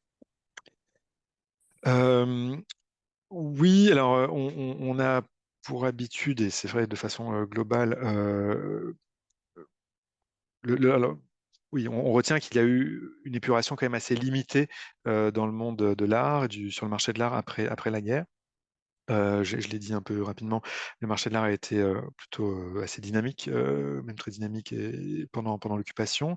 Il y avait beaucoup d'argent, parce que l'occupant avait beaucoup d'argent. Il y avait ce taux de change très favorable aux Allemands en France. Et ils ont beaucoup acheté, donc il y a eu beaucoup de ventes et donc d'acteurs sur le marché. Et donc il y a eu quand même assez peu enfin, il y a eu quand même, pardon, non, les collègues répondraient mieux, une commission des profits illicites qui a étudié un certain nombre de cas et qui a pu condamner un certain nombre d'acteurs ou interdire de commercer un certain nombre d'acteurs du marché de l'art ou du commerce en général, justement pour profits illicites et pour commerce illicite avec l'ennemi, mais avec des gens qui ont pu quand même reprendre après leur activité. Et il y a eu, sur la base de ce droit, toujours de la libération de 1945, beaucoup de jurisprudence, cette fois-ci, de, de restitution, beaucoup d'ordonnances de restitution par des juges civils et par, par centaines, voire milliers. Encore une fois, pas uniquement sur des biens culturels, mais sur des appartements, des outils de travail, des voitures, ou des propriétaires de l'époque, en 45, 46, 49, 50, ont été obligés de restituer. Donc, ce n'est pas une condamnation pénale, hein, mais c'est une procédure devant le juge civil qui a abouti à la restitution. Ça, il y en a eu beaucoup, oui. Mais en revanche, les grands acteurs ont pu reprendre assez vite, pour beaucoup d'entre eux, leurs activités. Alors, une autre question qui ouvre un peu les perspectives d'Anne-Laure Rameau, qui demande si le travail sur les biens spoliés entre 33 et 47 a permis d'enrichir la réflexion actuelle sur la restitution des biens de la période coloniale. Est-ce qu'il y a un... Oui, grande question, puisque évidemment le grand sujet aussi, ou l'autre grand sujet, ou l'un des autres grands sujets du moment de ces années, c'est la question coloniale et des biens. Le vocabulaire n'est pas très arrêté d'ailleurs, en tout cas pas officiellement arrêté par le ministère et par le gouvernement. Les biens issus d'un contexte colonial, enfin il y a toutes sortes de locutions. Et donc c'est cette question qui va croissant. Donc on travaille à la fois ensemble et de façon en partie distincte. C'est-à-dire que bon, nous, notre service, son titre est clair, ne s'occupe pas de la période coloniale. Euh, et le gouvernement a choisi de faire des lois cadres séparées. Il y a eu donc cette loi cadre de 2023 pour les spoliations antisémites. Il y a eu la loi cadre de fin 2023 sur les restes humains, qui est un autre sujet, mais qui sont des restes humains patrimonialisés restitués à des États. Et puis, il y a la troisième loi cadre qui n'a pas été présentée encore au Conseil des ministres et encore moins au Parlement, qui est moins consensuelle aussi politiquement et encore moins sans doute dans l'Assemblée actuelle, qui vise les biens issus d'un contexte colonial, mais même un peu plus sur une période un peu plus large, 19e, 20e, les biens à restituer à des États. Donc, on travaille ensemble parce que les questions juridiques sont proches, sont les mêmes au départ. Comment on sort les œuvres du domaine public, comment on déroge au principe d'inaliénabilité, mais on a répondu de façon différente. C'est-à-dire que nous avions pour notre sujet cette commission depuis 99, la commission pour l'indemnisation des victimes de spoliation, magistrats, historiens de l'art, juristes indépendants placés auprès du Premier ministre, dont c'est le rôle depuis 25 ans de proposer des mesures de réparation. Et donc, le choix qui a été fait, c'est de passer par cette commission avant de décider. En revanche, pour les restes humains, ce qui a été décidé, c'est de passer par le Conseil d'État. Donc, on n'a pas créé une commission spécifique. Ensuite, nous, dans notre cas, notre domaine d'activité, on rend à des individus, à des familles, à des descendants qui vont nécessairement avec le temps être de plus en plus éloignés, mais qui sont encore je le disais, petits-enfants, enfants même, je vous parlais de la dame qui a 95 ans qui va recevoir le livre, petits-enfants, arrière-petits-enfants, tandis que dans les autres cas, on rend à des États, avec aussi évidemment des enjeux politiques, diplomatiques différents. Donc voilà, on avance en parallèle avec des problématiques communes, en gardant en tête que les circonstances sont évidemment toutes différentes, mais c'est vrai en tout cas que je crois que disons, la demande du côté aussi des États et des chercheurs et des personnes qui s'intéressent, qui mettent en avant la question de la restitution des biens issus d'un contexte colonial, le font aussi non pas en imitation, mais en se fondant sur le travail qui a pu être fait depuis 30 ou 40 ans sur les biens spoliés par les nazis et par leurs alliés, comme un exemple comme une méthodologie aussi peut-être, en disant voilà, ça commence au début, ça se passe un peu mal, je vous le disais, c'était quand même tendu, puis peu à peu, ça devient de plus en plus consensuel. Là, on est en décalé sur le colonial, ça se passe quand même pas extrêmement bien partout, ça reste encore un peu conflictuel, en tout cas pas consensuel. En même temps, il y a une volonté politique qui s'affirme peu à peu. Et donc le cheminement est assez proche, voilà, avec des passerelles, mais en avançant en parallèle, en quelque sorte, me semble-t-il. Merci beaucoup. Deux questions de Patrice Dallène. La première, il souhaiterait savoir si votre service travaille avec le service des archives du Quai d'Orsay qui possède de nombreux documents Oui. sur les spoliations. Et la deuxième question qu'il souhaite vous poser, qu'en est-il des œuvres spoliées en main privée indemnisées par les autorités allemandes après-guerre? Alors, sur le premier point, c'est vrai que j'ai très peu parlé de sources, mais je pense que mes collègues y reviendront, et des archives.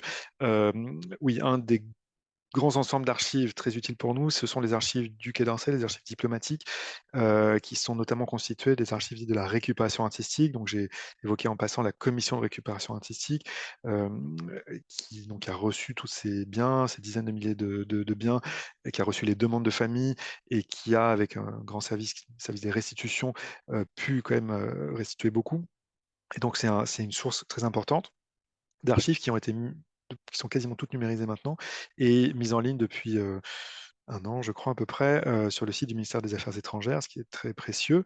Donc c'est une des grandes sources, enfin un ensemble de sources très importantes. Donc la réponse est oui.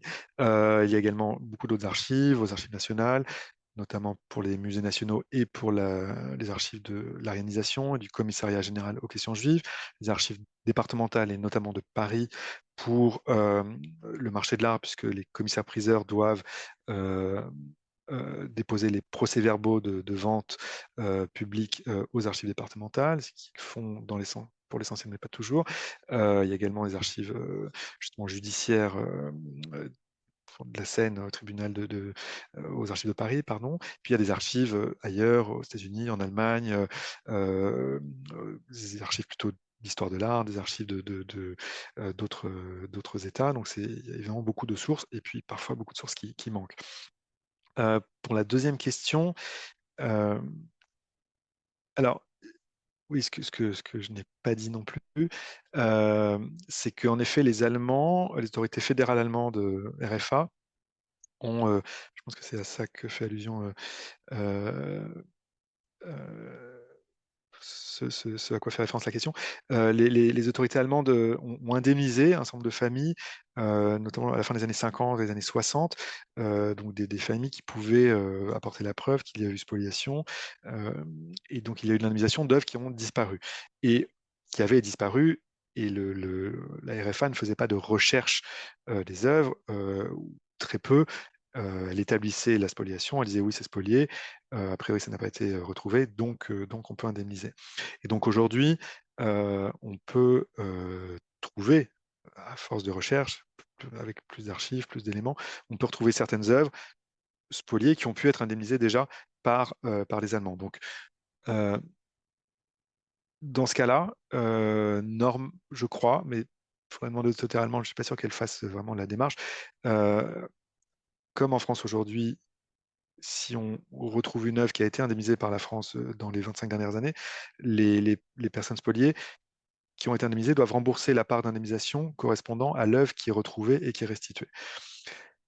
Pour les indemnisations des années 60, je ne sais pas bien comment ça se passe. Pour le coup, en revanche, pour la CIVS, si on a indemnisé il y a 10 ans une œuvre et qu'on la retrouve et qu'elle est restituée, la famille rembourse l'État de la part d'indemnisation correspondant à cette œuvre, ce qui est arrivé d'ailleurs pour le Pissarro, la cueillette des pois.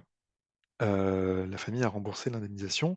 Voilà, donc il peut y avoir restitution malgré le fait qu'il y a eu indemnisation. L'indemnisation par un État n'empêche pas la restitution, ne règle pas la question, parce qu'on est sur deux questions différentes. On a la propriété et quelqu'un qui est propriétaire de façon non légitime, et puis l'indemnisation, la réparation, la compensation financière. Euh, Évidemment, la France n'indemnise pas. euh, Si ça a déjà été indemnisé, elle peut éventuellement compléter une indemnisation qui n'a pas été totale, qui a été inférieure à la valeur des biens, mais on n'indemnise pas deux fois non plus le même bien, évidemment. Alors, une dernière question et ce sera voilà, la toute fin. Et puis, je pense qu'on fera une réponse commune ensemble avec Monsieur Zivi sur l'utilisation de cette séance. La dernière question de d'Anne Bourguignon, qui faisait partie des premières, et merci Anne-Laure de m'avoir rappelé, j'étais passée à côté. Combien de personnes travaillent avec vous Oui. dans la mission? Nous sommes 6, il y a 6 emplois à la mission. avec des profils assez variés, beaucoup de personnes qui ont fait de l'histoire de l'art, une conservatrice, conservatrice en chef du patrimoine, Isabelle Rouge-Ducos, à la fois qui vient plutôt du monde des archives, mais qui travaille en musée, des historiennes, docteurs en histoire de l'art, des chercheuses de provenance qui ont donc ce nouveau métier, presque, enfin, qui n'est pas si nouveau, mais qui se constitue en tout cas en tant que métier avec des formations spécifiques plus récemment. Et donc, on a des statuts différents, des contractuels, des attachés d'administration. Donc on est 6. On a, comme tout le monde, ou presque tout le monde, quand on arrive un peu à bricoler, des vacataires, des stagiaires. On a un mécène qui nous finance un contrat qu'on partage avec un musée national. Et on a un petit budget qui permet de faire travailler des chercheurs indépendants, chercheurs de provenance, ponctuellement sur des dossiers bien précis ou sur des très grandes collections qui méritent vraiment du travail à temps plein, permanent pendant quelques semaines, quelques mois, voilà, pour bien comprendre ce qu'avaient les gens. Donc ça nous permet quand même de compléter notre force de travail. Et puis, alors bon, ce n'est pas suffisant vu l'ampleur de la tâche, mais évidemment, c'est aussi notre travail que d'encourager, et on y arrive quand même de plus en plus facilement, encourager nos collègues des musées et des bibliothèques à faire ce travail-là. Et beaucoup disent aussi, et rappellent à juste titre, que c'est le travail des conservateurs, des équipes scientifiques, des attachés de conservation, des bibliothécaires, que de connaître l'histoire de leur collection, en tout cas de l'étudier, de la constituer. Et c'est aussi le travail de l'équipe scientifique d'un musée que de faire les vérifications au moment de l'acquisition d'une nouvelle œuvre, la réception d'un don ou d'un legs. Donc, c'est aussi pour ça que les gens se forment, que les conservateurs se forment. Nous ne faisons pas ce travail tout seul. Ça doit être fait, c'est fait de plus en plus dans les musées. Quelques musées ont également recruté, ils ne sont pas nombreux, mais ont recruté un spécialiste ou des spécialistes en la matière. Il y a une personne à Orsay, il y a entre 2 et 3 personnes qui font que cela à temps plein au Louvre. Il y a donc la jeune chercheuse qui intervient jeudi au séminaire INHA, ministère de la Culture, pour le musée de la musique, qui va présenter son travail jeudi. Il y a quelqu'un au musée de l'armée, plutôt sur le colonial. Voilà, on a assez vite fait le tour, mais heureusement, les forces se multiplient quand même. On pourrait faire encore plus, hein, et bien plus, mais voilà, nous ne sommes pas que les 6 postes ETP de la mission. Alors, je partage maintenant, pour finir, tous les remerciements qui vous sont adressés dans le chat. Ils sont nombreux et je me joins à eux Merci à vous. voilà, pour vous remercier encore. Une demande qui est formulée pour savoir si on peut accéder à votre PowerPoint. Alors, pour ma part, je réponds sur ce webinaire. Il sera mis en ligne sur la chaîne YouTube du Bouclier Bleu France. Et puis, pour ce qui est du PowerPoint, je vous laisse répondre. Ok, oui, a priori, je pourrais vous l'envoyer et vous pourrez le conserver ou le relire. En tout cas, c'est assez rapide pour certaines informations, mais voilà, il y a en effet des choses qui peuvent être utiles qui peut être utile de relire plus tranquillement. Donc, je vous l'enverrai et vous pourrez le diffuser. Écoutez, un grand merci à vous. C'était extrêmement passionnant et le débat aussi. Donc, merci à tous les participants de s'être prêtés au jeu des questions-réponses. Merci pour votre attention. Merci à vous, Monsieur Zivi, pour votre participation. Et on se retrouve donc pour la prochaine séance le 6 février avec votre collègue Isabelle Roux, Isabelle, ouais. voilà, qui parlera de la recherche de provenance sur les biens culturels spoliés. Merci beaucoup. Donc à très bientôt, j'écouterai ma collègue. À bientôt. Bonne soirée, merci. Merci, au revoir.